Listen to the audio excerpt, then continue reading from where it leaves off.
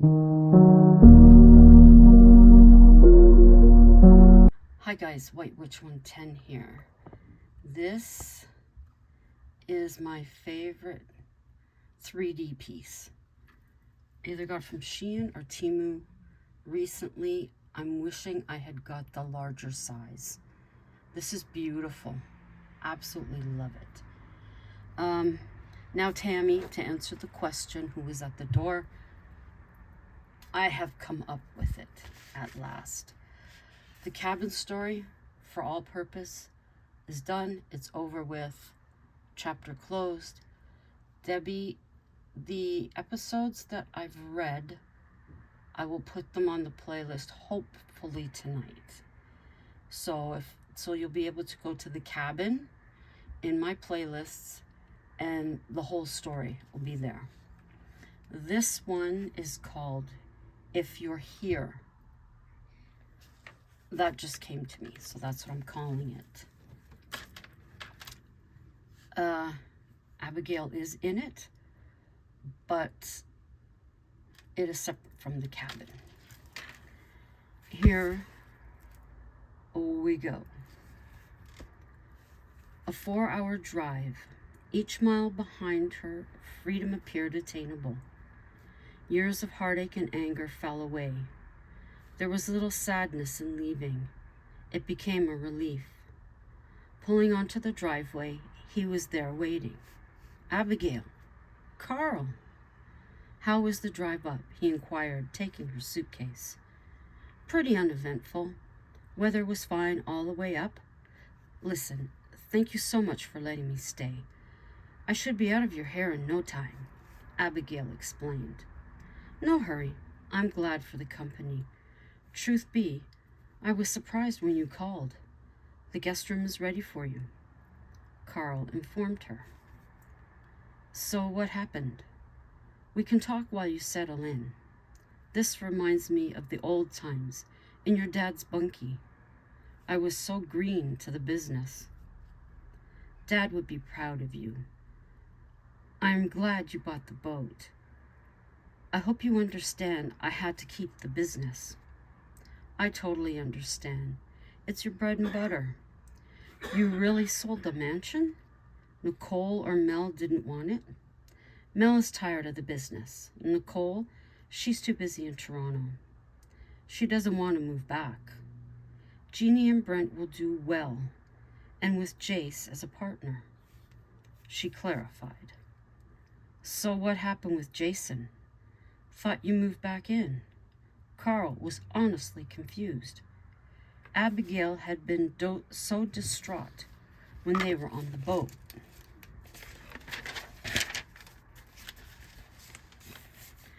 I did, then moved out. I had moved a few things back. I wasn't in love. I couldn't see myself in love with him. I enjoyed being with him. He treated me well. I just couldn't. There's nothing wrong with that. You can't force yourself. It wouldn't be fair. How did you leave things with Jace? Oh God, Carl, I still love him deeply. I just couldn't take a chance. I wanted to believe so badly age wouldn't get in the way again. She took a breath. Knowing he's at the mansion gives me comfort. Not that I'd go back, but, Abigail searched for words. Knowing he's there if I ever wanted him. She didn't need to finish. He's hours away instead of a country, Carl completed for her. Yes, I'm crazy, eh? She grinned. You said it. He gave a hearty laugh. You finished yet? He teased. Long ago, she laughed. Good, I'm starving. I'm ordering your favorite pizza. I have beer pop in the fridge, he informed her. Food devoured, they sat back with full bellies. I'm stuffed, Abigail declared. I could go for dessert, Carl chuckled. How's Scott? May as well mention all your men. Hey, watch it. Remember the time I pushed you in the river? How could I forget? The only clothes I had soaked to the bone. Your dad was furious with you. It was funny, though, knowing you had to buy me new clothes. My stuff showed up a day later. I actually enjoyed shopping for you. I got to choose what I liked on a guy. She smiled at the memory of how he looked. Yeah, it did get me a date with Debbie Vick. That was the only date. When I wore my own clothes, I never heard from her again. So why didn't you ask me to go shopping with you? She glanced over. I didn't want to waste my money. Clothes weren't a priority. Remember, I saved for my first car. The old friends spent the remainder of the evening reminiscing. It's late. You've had a long, exhausting day. We can share memories tomorrow. Carl gave her a friendly kiss on the cheek. I'm happy you're here. This is a new beginning. Thank you, Carl. You are a true friend. Who else would open their home to someone they haven't heard from in years? Only me, baby, he laughed. Get some sleep. Breathing easy, no one but Carl knew where she was. He would never tell. No one knew about Carl, or at least they wouldn't think of him.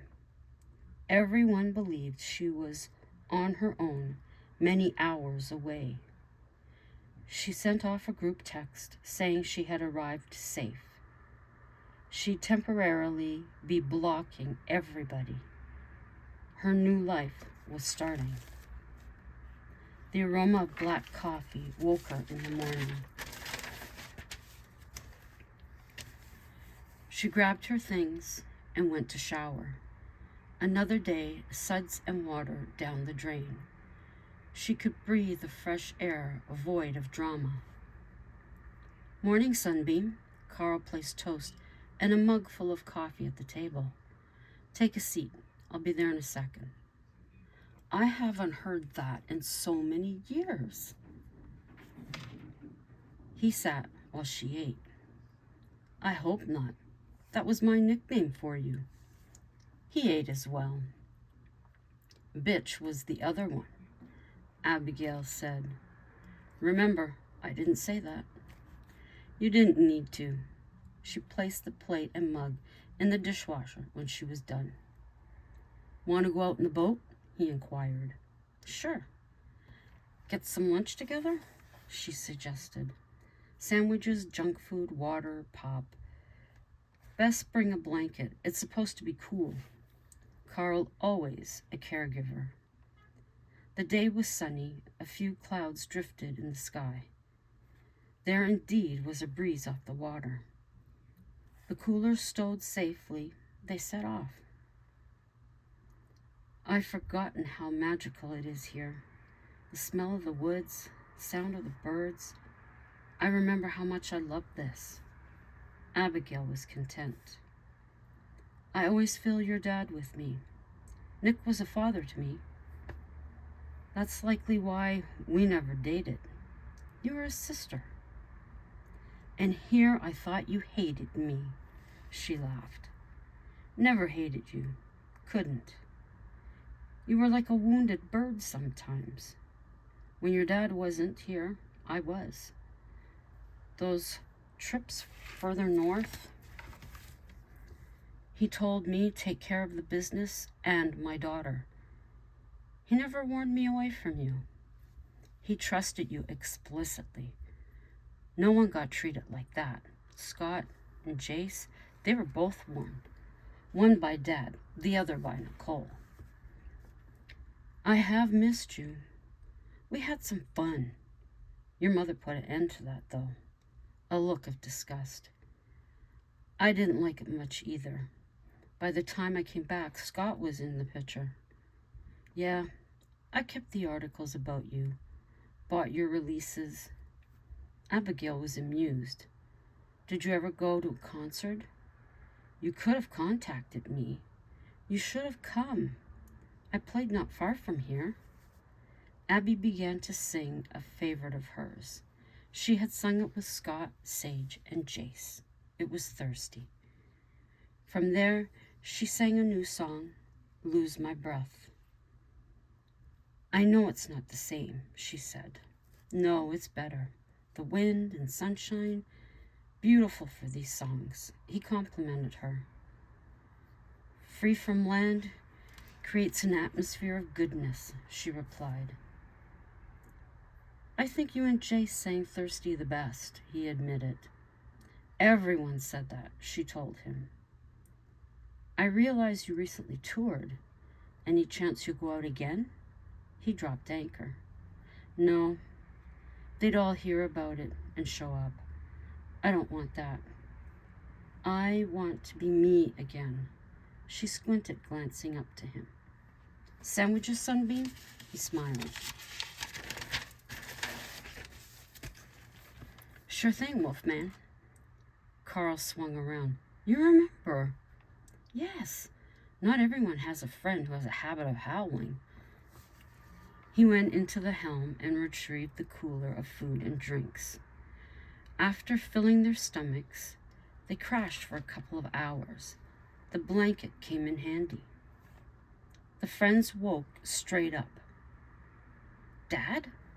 Mr. Adonadas. You heard him. Tell me you heard him. Abigail's heart raced. Yes, I did, but it doesn't make sense. Carl was confused. He looked to the sky. Storm clouds. We best get looking at getting back. He pulled up anchor and made the way back. 15 minutes from the safety of the boathouse, it hit. Don't worry, Dad is with us, Abby assured him. They did stay safe, and the drive to Carl's was a nail-biter. Well, we have plenty of leftovers for dinner, Carl pointed out. The power did go out. Sandwiches were dinner. Sing for me, he requested. Abigail worked on a list. Lullaby of woe, hanging tree, human, take me away, we all lift, chokehold, come little children, simple words, and lastly, thirsty. Thank you. I do appreciate this. You really do have a beautiful voice. I'm very fortunate to have you here. I'm enjoying it. Looking back on memories, I haven't been able to do this with someone. It's always been me, myself, and I remembering. It gets tiring after a while. You need a person to laugh with you, Carl explained. I understand. As much as I've been surrounded, plenty of memories I've had to myself. These we've shared, I practically forgot. It's great to recall them. Some of the best parts of my life, she reflected. Same here, Carl agreed. The power came back on. The radio played. We all lived. That was his voice among the rest. The pang of sadness, like a sudden plunge of a dagger. Should I turn it off? Carl asked. No. Tears pooled in her eyes. Her voice broke. Carl stayed back and allowed her the space. Why don't you call, Sunbeam? He said softly. No, she replied, barely audible. I'm going to bed. Night, sweetie. In the guest room, tears came, the pain in her chest and throat attempting to suppress them. She gulped for air. Abby pounded the mattress with her fists, the torment of denying herself, the solace of Jace. Memories of his muscular arms and broad chest. Abigail clung to her pillow. His voice in song, his voice whispering, I love you, his handsome face, his passion in bed. She cried herself to fatigue. Her eyes heavy-lidded, she drifted to sleep. Abby woke in the morning with a pounding headache. Carl was prepared for her. Aspirin and water on the table. Tea and toast coming. Thanks. She held her head. Abigail, I have a request, he began. Stay here. I'm enjoying having company. You know, I'd like that. My stuff can stay in storage. Carl encouraged Abby to sing around the house. Although she was content in the guest room, he renovated the basement for her. You have your own entrance, but feel free to be up here when you want to. Use the apartment when you need time on your own. They agreed. Abigail spent the first few days alone in the new space. Her voice drifted up through the registers. Carl found himself singing her songs he had heard so many times. His personal favorite was Lose My Breath. It was that one evening she'd heard him sing. What? Abby wasn't sure. She crept up the basement stairs, opening the door a sliver. Indeed, it was him. She stood in the doorway, listening, leaning on the frame. You never said you could sing. She strolled into the room. You never asked. You never offered. Touché. I think our voices would be good together, Abby confessed. I'm a beachcomber, not a singer. His cheeks flushed. You're both. I'm not advising you to change professions. I'd like to sing with you here. I wouldn't dare put you somewhere you weren't comfortable. What do you want to sing? Carl inquired of her. You seem to enjoy Lose My Breath. The voices dissolved into one. They smiled at each other. It was intriguing. How did that happen? Carl was in shock. We grooved, Abigail laughed. They tried a few other songs. The blend was magical. Carl, we can't waste this. We need to record, even just for ourselves. She was enthusiastic. Won't someone leak your location? People in the industry, aren't they tight? Yes, but I hope to win loyalty, she said. I wouldn't chance it. You could record it here. I'd call attention with purchases, she pointed out. Not if I order. It was beyond tempting. Minutes later, Abby scrapped the entire idea. Oh my God, I got carried away. You see? What happens? It flows so easy. Before you know it, you're drowning in this crap. That is what I was getting away from. I almost sunk into it again. But you didn't. That's important. You realized and pulled yourself back. Just in time. She breathed a sigh of relief. The remainder of the day, these friends sang songs from popular top tens. It was amusing. The hour got late before they realized. I'm off to bed. You out on the boat tomorrow? Abigail asked. Yep, time to get back out there. Want to come along? No, maybe another time in honor of Dad, but not tomorrow. Okay, Sunbeam. See you when I get home. What are you going to do then? He was curious.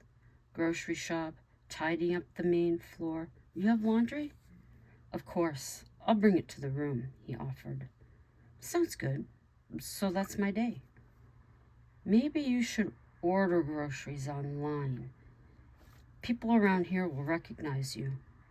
Carl was concerned. She agreed to order online. Abby sat in her apartment reading. The mansion was busy as always. Jace was depressed. He missed his Abigail more than anyone. Jeannie and Brent attempted to lighten the mood. I appreciate your efforts, but it isn't the same here. She may come back, Brent offered up.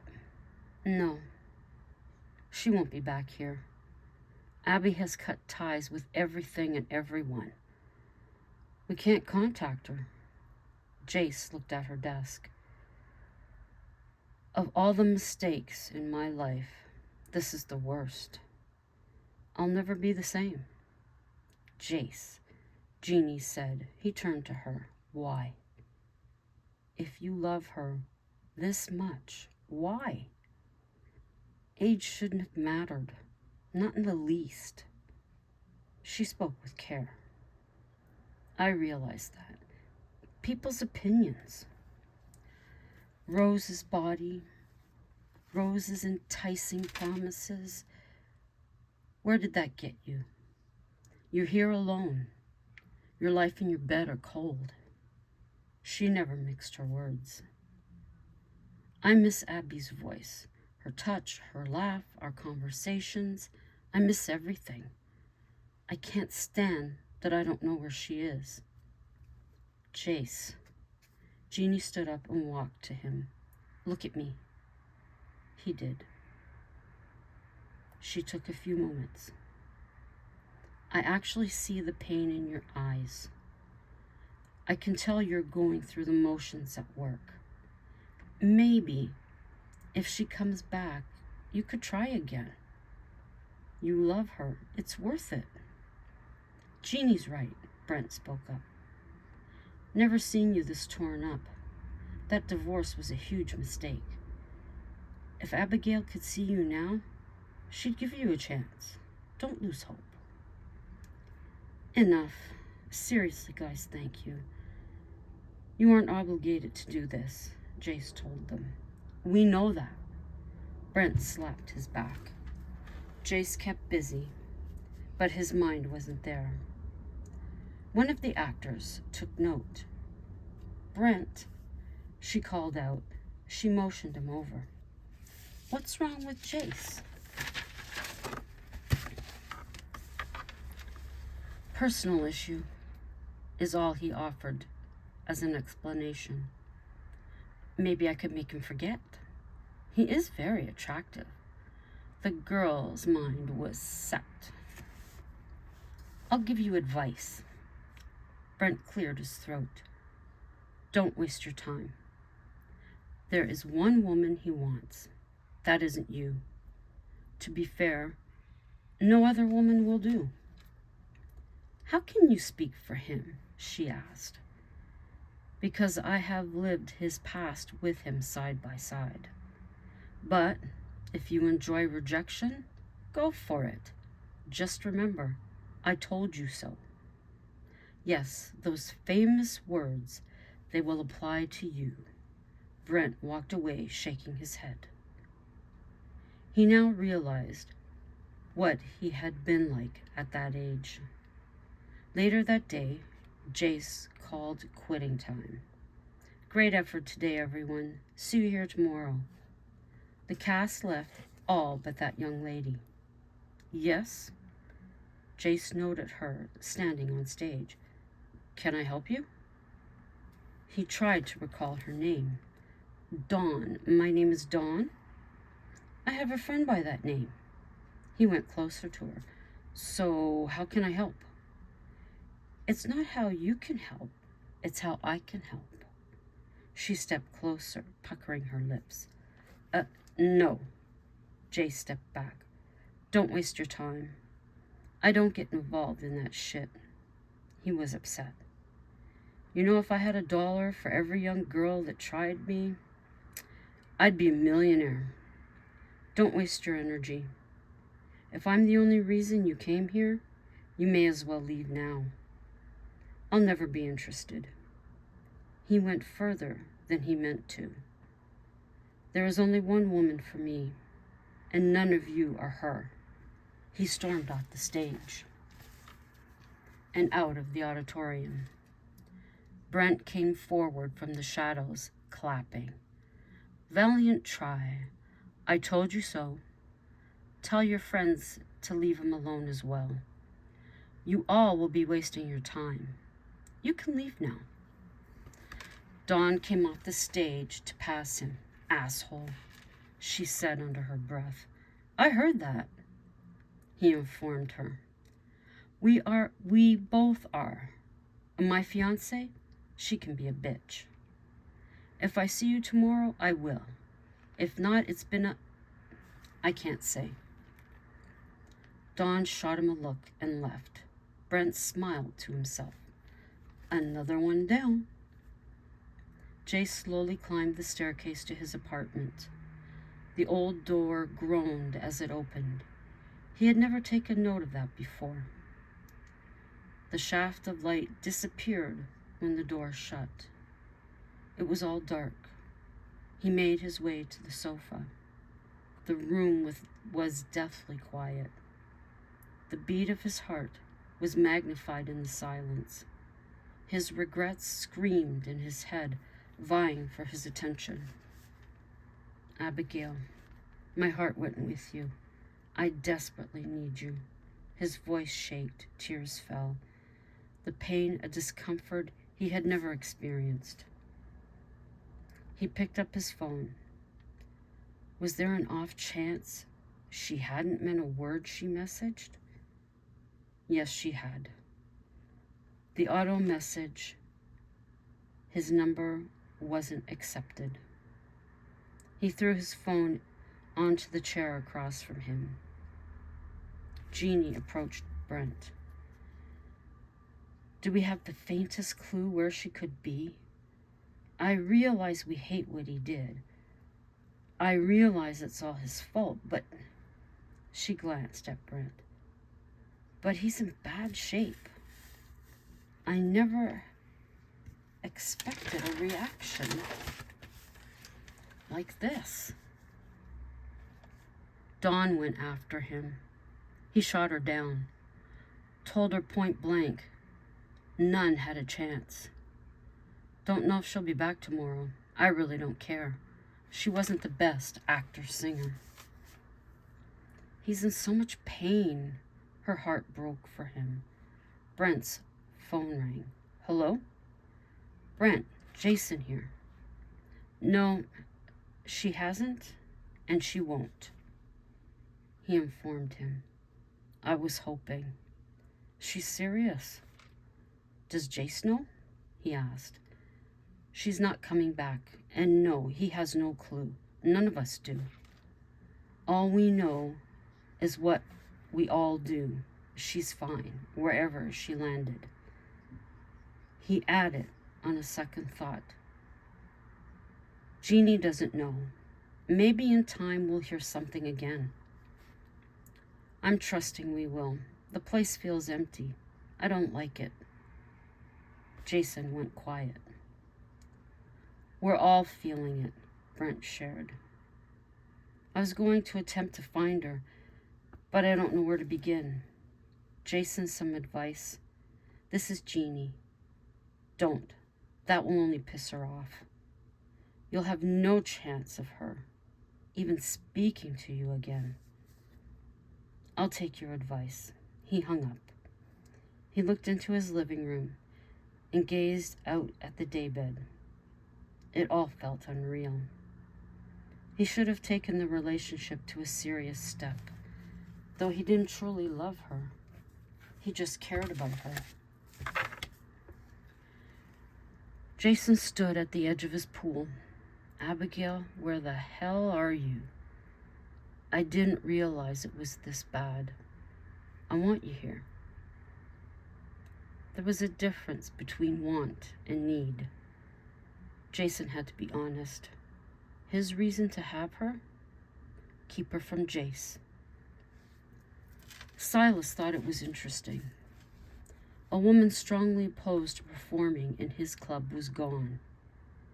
A woman who declared she would only sing at Dan's left the bay. He realized his actions that day gave no hope it would happen. Scott had stopped into Dan's. Can't believe she left. Never in a million did I see this, Scott said to Dan. I know, I feel horrible.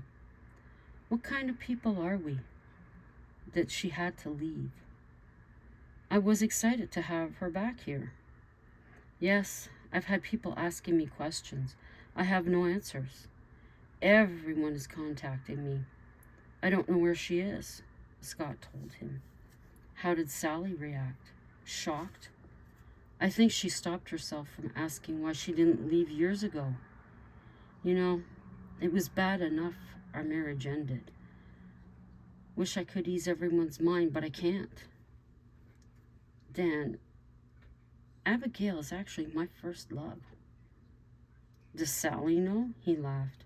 No, let's keep it that way.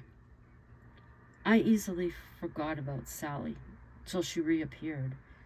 Abby never left me. Wrong to say I want her back. I understand. She sold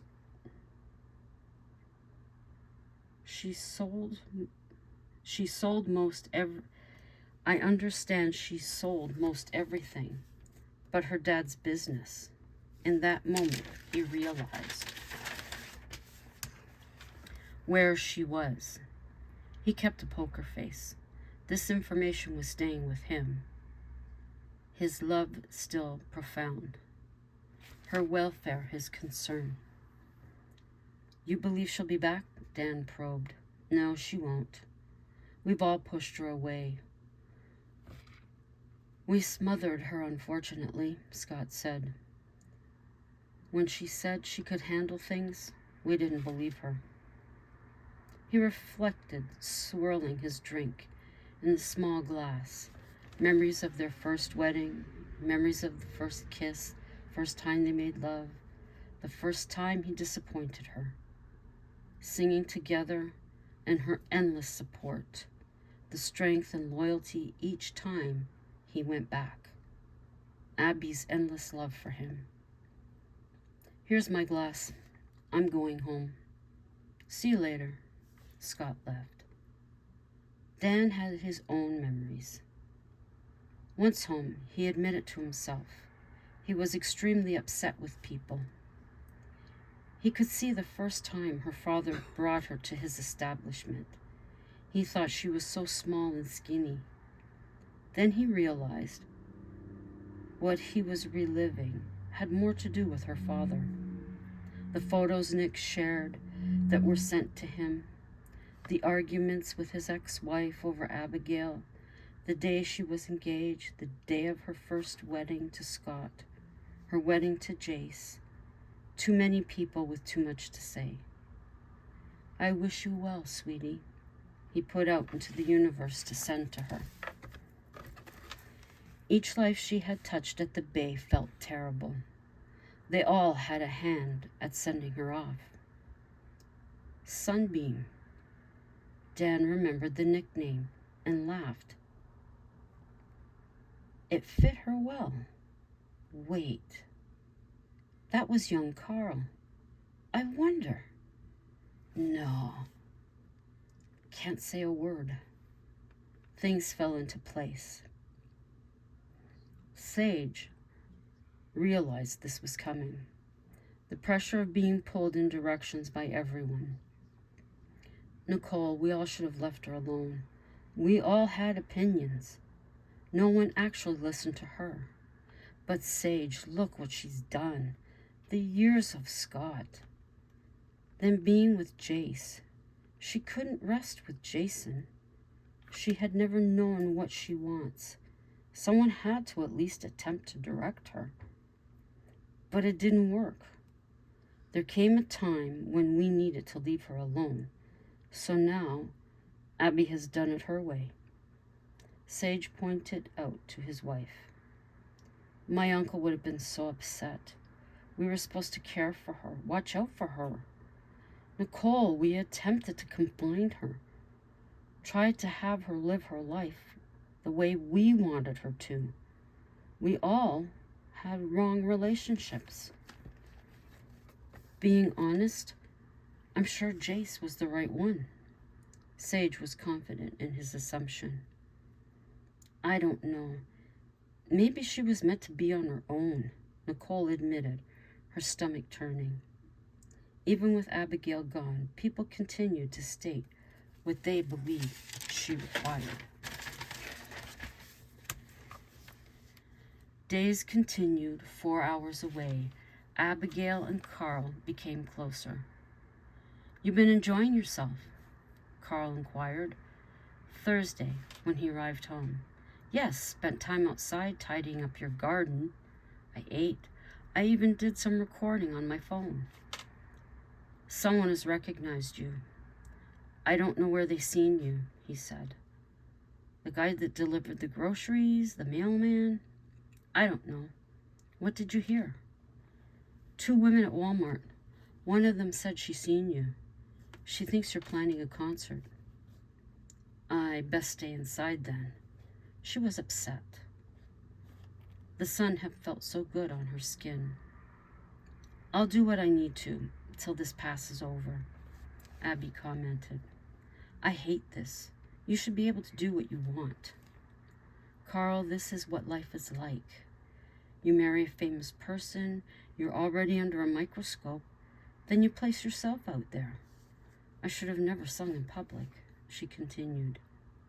"People needed to hear your voice. It's so beautiful," Carl thought out loud. "You are going back at some point. I feel it. You'll forget all about me again." "Carl, I'm not going at any point. I said I don't need that pressure." Abigail nearly said it. All she needed was him for the time being. "I don't want to give up." It was very simple in her eyes. Abby was far from another relationship. Toxic, that was the word. "Abigail, if I had magic, this would all be what you wanted." "I don't. So, this is it. I love you as a friend, no further.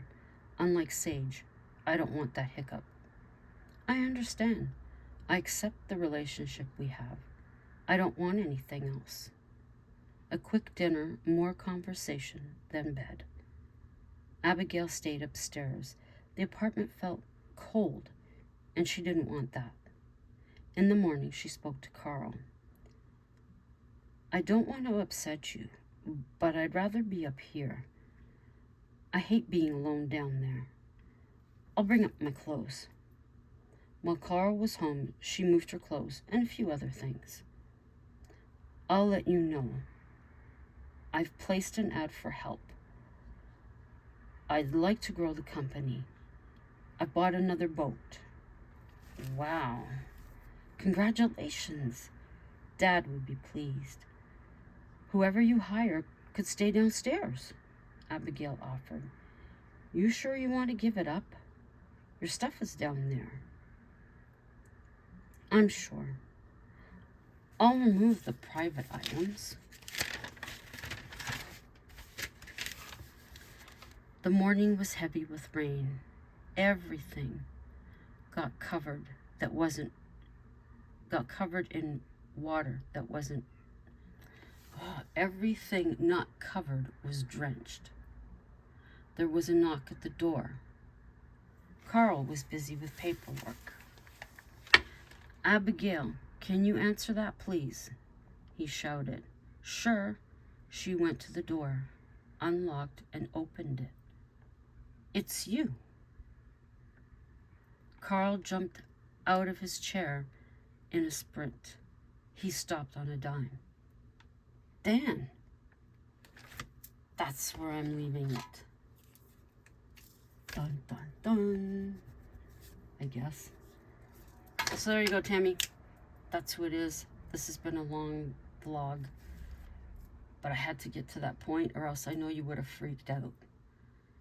Anyways, so until the next time, ciao from now. Ciao for now.